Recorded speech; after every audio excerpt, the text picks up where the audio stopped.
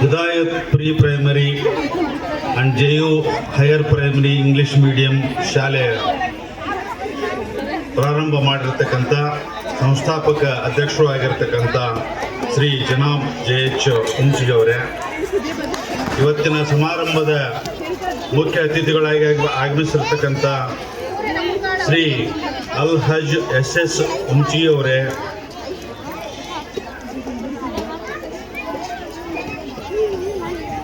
ಮುಖ್ಯವಾಗಿ ಇವತ್ತಿನ ಒಳ್ಳೆಯ ಭಾಷಣಕಾರರಾಗಿ ಆಗಮಿಸಿರ್ತಕ್ಕಂಥ ಕಂದಗಲ್ ಸಾಹೇಬ್ರೆ, ಎನ್ನ ಕವಿತಾ ಬಳ್ಳಾರಿ ಅವರೇ, ಮೇಲೆ ಆಸೀನರಾಗಿರ್ತಕ್ಕಂಥ ಸ್ನೇಹಿತರು ಮಾರ್ಗದರ್ಶಿಗಳು ಆಗಿರ್ತಕ್ಕಂಥ ಶೇಖ್ ಸಾಹೇಬ್ರೆ, ಹಣಿಗೆ ಸಾಹೇಬ್ರೆ, ಹೊಸಳ್ಳಿ ಸಾಹೇಬ್ರೆ, ಎಲ್ಲರಿಗಿಂತ ಮೊದಲು ತಮ್ಮೆಲ್ಲರಿಗೂ ನನ್ನ ಅನಂತ ನಮಸ್ಕಾರಗಳು. ಈ ಹುಡುಗರಿಗೆ ಪ್ರೈಸು ಕೊಡೋದನ್ನು ನೀವು ನೋಡಿದ್ರಿ. ಈಗ ನನಗೆ ಆವಾಗ ಅನಿಸ್ತು, ನಾನು ಯಾಕೆ ಹುಡುಗ ಆಗಿಲ್ಲ ಅಂತ. ಯಾಕಂದ್ರೆ ನನಗೊಂದು ಪ್ರೈಸ್ ಬರ್ತಿತ್ತಲ್ಲ ಅಂತೇಳಿ. ಹಿಂಗೆ ಒಂದು ಸಂದರ್ಭ. ಇಷ್ಟೊತ್ತ ನೀವು ನಕ್ಕಿದ್ರಿ ಇಲ್ಲ, ಈಗ ನಗಕತ್ತೀರಿ. ಯಾಕೆ ನಗಕತ್ತೀರ ಅಂದ್ರೆ ಇವಾಗ ಮುದುಕಿ ಯಾವಾಗ ಹುಡುಗ ಆಗ್ಬೇಕು ಅಂತ. ಹಾಗ ದಾರಾ ಬೇಂದ್ರೆ ಅವರು ಧಾರವಾಡದಲ್ಲಿ ವಾಕಿಂಗ್ ಹೋಗಿರ್ತಾರೆ ದಿನ ಮುಂಜಾನೆ. ನಾವು ಹಂಗ ವಾಕಿಂಗ್ ಅಂದ್ರೆ ಯಾರ್ಯಾರ್ದ ಮನೆ ವಿಷಯ ಮಾತಾಡ್ಕೊತ ಹೋಗಿರ್ತೀವಿ. ಅದು ವಾಕಿಂಗ್ ಅಲ್ಲದು, ಟಾಕಿಂಗ್ ಅದು. ದಾರಾ ಬೇಂದ್ರೆ ಅವ್ರು ಏನ್ ಮಾಡಿದ್ರು ಅಂದ್ರೆ ಒಂದು ಮಾವಿನ ಗಿಡದ ತೆಳಗ ನಿಂತರು ಅವ್ರು. ಯಾಕಂದ್ರೆ ಧಾರವಾಡ ಅಂದ್ರೆ ಮಾವಿನ ಹಣ್ಣಿ ಭಾಳ ಫೇಮಸ್. ಆ ಧಾರವಾಡದೊಳಗೆ ಆ ಮಾವಿನ ಗಿಡದ ತೆಳಗ್ ನಿಂತ್ಕೊಂಡಿರ್ತಾರೆ. ಉಗಾದಿ ಹಬ್ಬದ ಉಗಾದಿ ಮುಗಿದಿತ್ತು ನೋಡ್ರಿ. ಈ ಸಂದರ್ಭನೇ ಸಾಧಾರಣ ಎಲ್ಲ ಮಾವಿನ ಗಿಡಗಳು ಹೂಗಳಿಂದ ತುಂಬಿಕೊಂಡ್ಬಿಟ್ಟಿದ್ದು. ಅವಾಗ ಅವರಂದ್ರು ಎಷ್ಟು ಚಂದಿದು ಬೆಳೆದು ಬಿಟ್ಟೈತಿ ಅಂತ ಹೇಳಿ. ಅದು ಎಷ್ಟು ಚಂದ ಬೆಳೆದಿತ್ತಂದ್ರೆ ಆ ಹಿದಾಯತ್ ಸ್ಕೂಲ್ ಬೆಳೆದಂಗ ಅದು ಚಂದ ಬೆಳೆದಿತ್ತು. ಅವಾಗ ಅವ್ರಂದ್ರು, ತಲೆ ಇವ್ನಿಗೆ ಎಷ್ಟು ಚಂದ ಬೆಳೆದೈತೆ ಅಂತ ಹಿಂಗ್ ಕೈ ಆಡಿಸಿದ್ರು, ತಲೆಯಾಗ ಕೂಲ್ದಾನೆ ಇಲ್ಲ. ಅವಾಗ ಇವಳೆ ನನ್ ತಲೆಯಾಗ ಕೂಲಿಲ್ಲ, ಈ ಗಿಡಕ್ಕ ಯಾಕೆ ಹೂ ಬಿಟ್ಟಾವಂತ. ಹಂಗಾದ್ರೆ ಈ ಗಿಡಕ್ಕೆ ಹೂ ಬಿಡ್ತಾವ, ನನ್ ತಲೆಗೆ ಯಾಕೆ ಕೂಲ್ ಬರುದಿಲ್ಲ ಅಂತ ಪ್ರಶ್ನೆ ಬಂತು. ಹಾಗಾಗಿ ಈ ಶಾಲೆ ಪ್ರಾರಂಭ ಆದಾಗ ಸ್ವಲ್ಪ ಕೂದಲಿದ್ದು ಇದಕ್ಕೆ.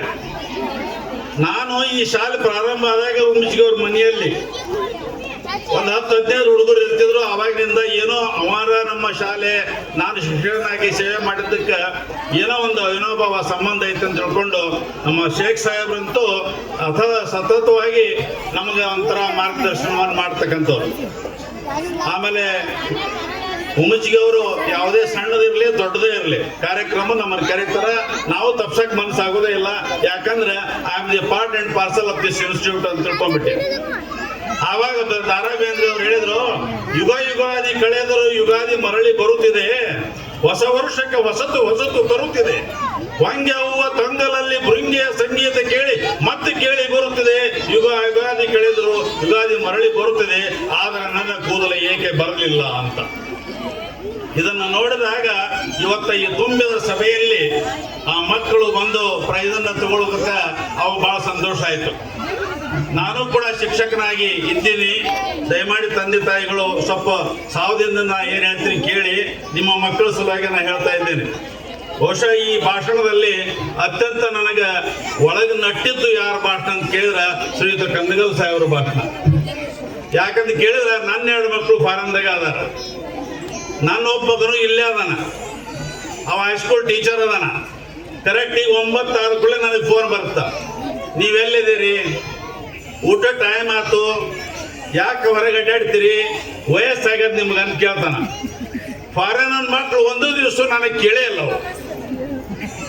ಹಾಗಾಗಿ ಎಜುಕೇಶನ್ ಕೊಡೋದು ತಪ್ಪು ಅಥವಾ ಸರಿನೋ ಅಂತಕ್ಕಂಥದ್ದನ್ನ ನಾವು ಇವತ್ತ ಅಭ್ಯಾಸ ಮಾಡಬೇಕಾಗ್ತದೆ. ಸಾಹೇಬ್ರು ಹೇಳಿದ್ರು, ಎಲ್ಲ ತಂದೆ ತಾಯಿಗಳು ಕೂಡ ಮಕ್ಕಳ ಬೆಳವಣಿಗೆಯಲ್ಲಿ ನಾವು ಅತ್ಯಂತ ಪರಿಶ್ರಮವನ್ನು ಹಾಕ್ತೀವಿ. ಆದರೆ ಅದರ ಪ್ರತಿಫಲ ಯಾವ ರೀತಿ ಇರ್ಬೇಕಂತ ಕೇಳಿದ್ರೆ ನೀತಿ ಪಾಠವನ್ನು ಈ ಶಾಲೆಯಲ್ಲಿ ಏನು ಕಲಿಸ್ತಾರ ಅದು ಬಹಳ ಮುಖ್ಯವಾದ ಕೆಲಸವನ್ನು ಮಾಡ್ತಿದ್ದು ಅಂತ ಹೇಳಲಿಕ್ಕೆ ಬಯಸ್ತೇನೆ. ಈಗ ನಿಮ್ಮ ಮಕ್ಕಳ ಬಗ್ಗೆ ಹೇಳ್ಬೇಕಂತ ಕೇಳಿದ್ರೆ ದಯಮಾಡಿ ಕೇಳಿ, ಯಾವುದೇ ಬೇಕಾದಷ್ಟು ದಡ್ಡ ಇರಲಿ, ಅವ ಬೇಕಾದಷ್ಟು ಶಣ ಇರಲಿ, ಶಣನ ಅನ್ರಿ, ದಡ್ಡಗೂ ಶಣನ ಅನ್ರಿ. ಯಾಕಂದ್ರೆ ನೋಡಿ ಕಲಿ ಮಾಡಿ ಕಲಿ ಅನ್ನೋದಕ್ಕೆ ನಾವು ಶಾಲೆಗೆ ಕಳಿಸ್ತೀವಿ ಮಕ್ಕಳು. ನೀ ಏನ್ ದಡ್ಡ ಸುಳಮೇಕದಿಲ್ಲ, ಶಾಲೆ ನಿನ್ ಬಗ್ಗೆ ಭಾಳ ಕೆಟ್ಟ ಹೇಳ್ತಾರಂತ. ದಯಮಾಡಿ ನೀವು ಅನ್ನಕ್ಕೆ ಹೋಗ್ಬಿಡ್ರಿ, ನಮ್ಮ ದಡ್ಡ ಅನ್ಬೇಡ. ಯಾರೂ ದಡ್ಡ ಇಲ್ಲ ಜಗತ್ತಲ್ಲಿ. ನಾನು ಹೈಸ್ಕೂಲ್ ಟೀಚರ್ ಆಗಿ ಒಂದನೇ ದಿವಸ ನೌಕರಿ ಬರಾಕತ್ತಿದ್ದೆ. ಅವ ನಮ್ಮಪ್ಪ ಕರೆದ, 7ನೇ ಪಾಸ್ ಆಗಿದ್ದ ಆಗಿನ ಕಾಲದೊಳಗೆ. ನಮ್ಮಪ್ಪ ಕೇಳ್ದ, ಲೇ ಎದಕ್ಕೆ ಹೊಂಟಿಲ್ಲ ಅಂತ. ಯಾಕಂದ್ರೆ ನಮ್ ಗಮತದ ಮನೆ, ನಮ್ದು ಹಳ್ಳಿ ಭಾಷೆ. ಲೇ ಎದಕ್ಕೆ ಹೊಂಟಿಲ್ಲ ಅಂತ. ಇಲ್ಪ ನಾ ಮಾಸ್ತರ್ ಆಗಿನ. ಮಾಸ್ತರ್ ಆಗಿ ಏನ್ ಮಾಡ್ತೀರ? ಪಾಠ ಹೇಳ್ತೀನಿ. ಪಾಠ ಹೆಂಗ್ ಹೇಳ್ತಿ? ಯಾರಿಗೆ ಹೇಳ್ತೀಪ ಪಾಠನ? ಮಕ್ಕಳಿಗೆ ಹೇಳ್ತೀನಿ.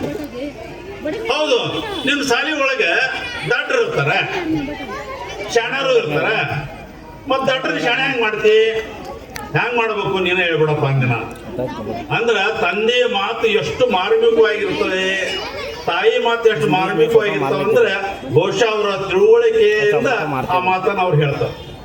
ಅವನಪ್ಪ ಹೇಳ್ದ, ನಿನ್ನ ಕ್ಲಾಸಿನಲ್ಲಿ, ನಿನ್ನ ಜೀವನದಲ್ಲಿ ನಿನ್ನ ಶಿಕ್ಷಕರಾಗಿ ಮಾಡಬೇಕಂತ ಕೆಲಸ ಒಂದೇ. ಏನಂತ ಕೇಳಿದ್ರೆ, ನಿನ್ನ ಕ್ಲಾಸಿನಲ್ಲಿ, ನಿನ್ನ ಶಾಲೆಯಲ್ಲಿ ಒಬ್ಬ ದಡ್ಡನ್ನೇನಾದ್ರು ನೀ ಜಾಣನನ್ನ ಮಾಡದೆ ಹೋದ್ರೆ, ಜಾಣನನ್ನ ಮಾಡದೆ ಹೋದ್ರೆ ಆ ಮನೆಯನ್ನ ನೀನು ಮುರಿತಿದಿ, ಆ ಮನೆ ದೀಪ ಹರಿಸ್ತಿ.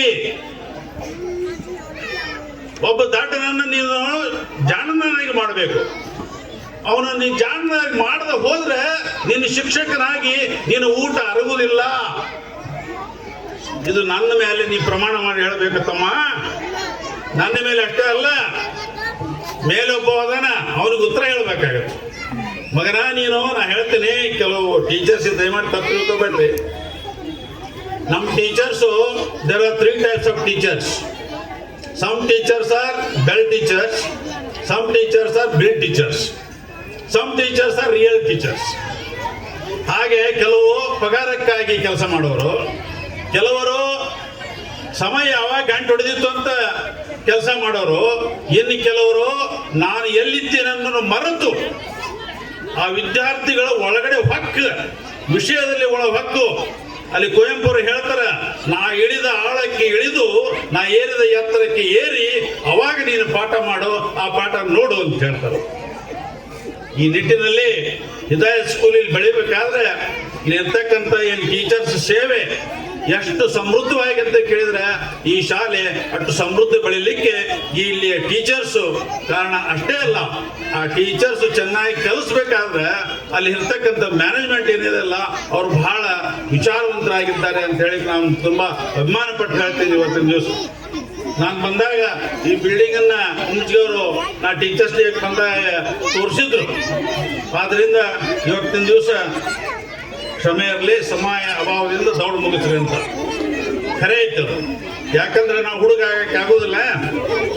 ನಿಮ್ಮ ಹುಡುಗರ ಡ್ಯಾನ್ಸ್ ನೋಡಕ್ ನಾ ಬಿಡುದಿಲ್ಲ. ನಾನು ಬರೋಬ್ಬರಿ ಇನ್ನು 5 ತಾಸು ಮಾತಾಡೋದೇನ್ರಿ. ನೀವೇನು ಹೇಳಿದ್ರು ನಾ ಕೇಳಂಗಿಲ್ಲ. ಇನ್ನೂ 10 ಚೀಟಿ ಕೊಳಿಸಿದ್ರು ನಾ ಬಿಡಂಗಿಲ್ಲ ಅಂತ ಹೇಳಿ ಇವತ್ತಿನ ದಿವಸ ತಾವೆಲ್ಲರೂ ಶಾಂತವಾಗಿ ಸ್ವಲ್ಪ ನಕ್ಕದ್ದಕ್ಕೆ ನಿಮಗೆ ಥ್ಯಾಂಕ್ಸ್ ಹೇಳಿ ನನ್ನ 2 ಮಾತುಗಳನ್ನು ಕೊಡ್ತೇನೆ, ವಿರಾಮ ಹೇಳ್ತೇನೆ. ಜೊತೆಗೆ ಇಲ್ಲಿ ಕರೆಸಿ ನನಗೆ 2 ಮಾತುಗಳನ್ನು ಹಂಚಿಕೊಳ್ಳಿಕ್ಕೆ ಅವಕಾಶ ಮಾಡಿರ್ತಕ್ಕಂಥ ಎಲ್ಲ ಗಣ್ಯಮಾನ್ಯರಿಗೂ ಮತ್ತು ತಾಯಿ ತಂದರಿಗೂ ನನ್ನ ನಮಸ್ಕಾರಗಳನ್ನು ಹೇಳಿ ನನ್ನ 2 ಮಾತುಗಳನ್ನು ಮುಗಿಸುತ್ತೇನೆ. ಧನ್ಯವಾದಗಳು.